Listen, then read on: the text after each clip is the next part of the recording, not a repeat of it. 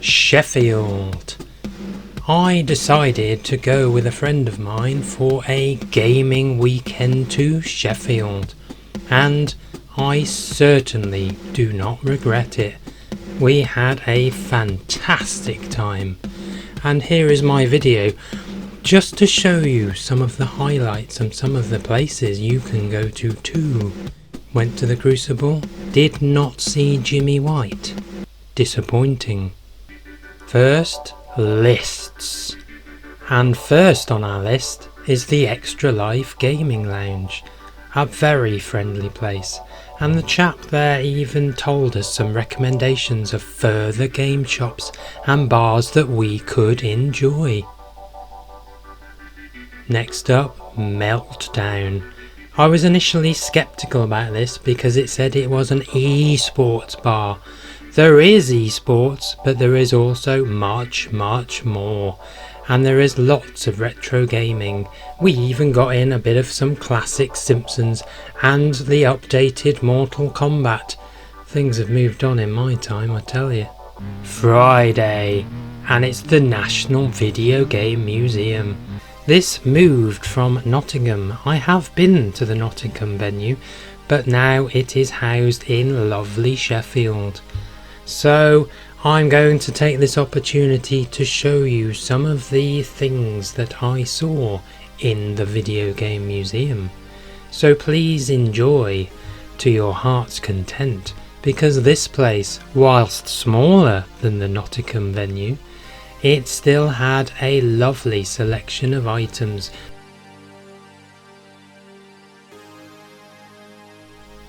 The classic Doom 2. The Master Disc. God, I bet that's worth a fortune.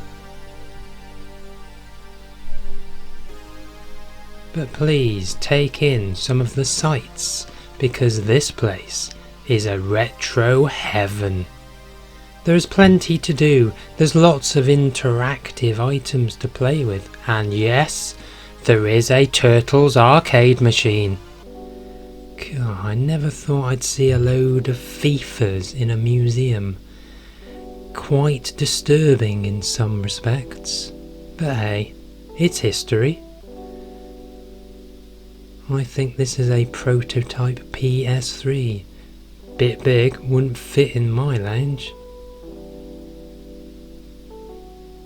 Inks. This was an absolute classic. Pinball. But it draws things. This was a lot of fun. You can get it on your phone. The usual plethora of games and old school oddities. There is something for everyone. Gotta have a big massive Sonic in a museum. Oh, track and field. Classic. Now this was always a dream of mine to own the Virtual Boy. Apparently a terrible system and gave you a bit of a headache. But it was very nice to see this in the flesh. These are going for quite some money on the secondary markets, so my dream may never be achieved. The classic Amiga. Oh, I used to have one of those X-Arcades. God, that was a lot of fun, but then I do have my own arcade machine now, so it's not a problem. The Game & Watch, the precursor to the classic Game Boy. Everything here is free to play, so you could play the arcade machines to your heart's content, and if you wanted a massive wall of Donkey Kong for all the iterations, you could sit yourself down and play them to your heart's content. But we also had some shopping to do. Please do not worry, I will put the links to everywhere that we found in the description. And with a pub called Church Temple of Fun, you simply have to visit. It's the law. And yes, there were even arcade machines there. A lovely place. On our way home, we took a very long and meandering tour of some game shops along the way, and this place was a cracker. Some fairly decent items here, bit too pricey for me, but if you were in the market for some quite rare items, they did have a CD32. But it was £350. Next up, Doorway to Darkness. Now this place is a retro game shop. Just look at this incredible place. Words cannot express. This is the motherlode. This place takes me right back to my childhood. It reminds me of cold, rainy Saturday afternoons. It reminds me of the swap shops we used to frequent when we could only afford one game and we had to keep swapping it for a nominal fee. This, if you're into retro games, I urge you to get down to this store. You will not be disappointed. As well as games, you can see there is plenty of board games too.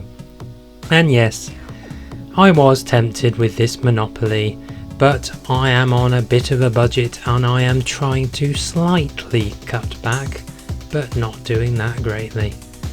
But trust me, it's worth the trip. We travelled a number of miles to get here and it was worth it, and it was a cracking end to a fantastic gaming weekend.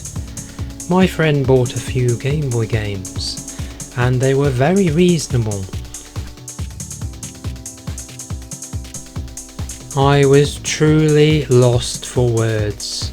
So I'm going to leave you now to marvel at the lovely array and the fantastic range of games in this place, and enjoy this to a bit of music. But yes, this was a great weekend. I can fully recommend Sheffield. I'd never been there before. We went on a Thursday because it was very cheap. There are a number of cheap hotels and B&Bs that you can try, but by doing a Thursday and a Friday, it was very, very cheap. So I do recommend you doing a bit of research and a bit of budgeting, because my friend spent a fortune, but he got some lovely items. So sit back, enjoy a cup of tea or whatever drink you would prefer, and just soak up this amazing collection of retro gaming. I'm going to leave you to listen to some music now and to continue to do your tour of Doorway to Darkness. I'll see you another time.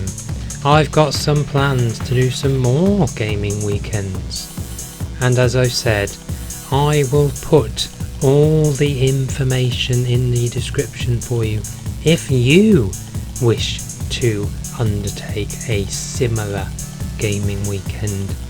The weather was fantastic, the company was fantastic, and the retro gaming was spot on. So if viewing rows and shelves of retro gaming is your thing whilst listening to music, this video is now for you. I will see you another time. Please like and subscribe if you enjoy these videos. I may make some more.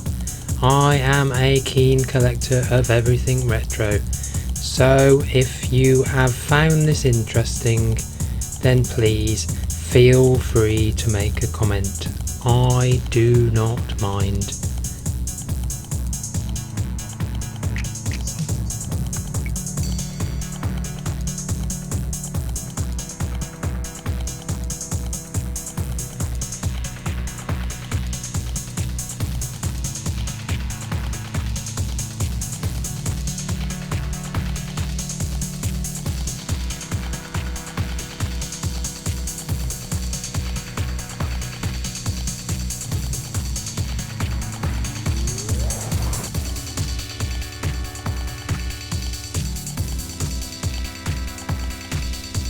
do you know what? The Saturn is a console I've never owned.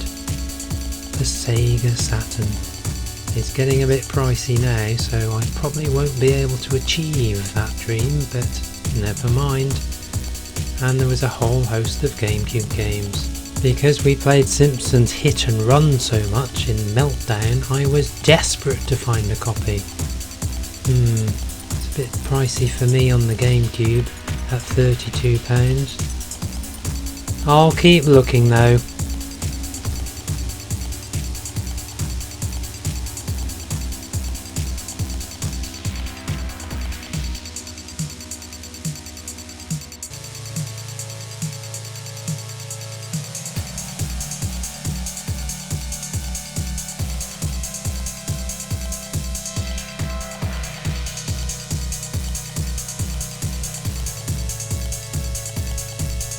Here we go, Hit and Run on the Xbox for £16. Yes, classic.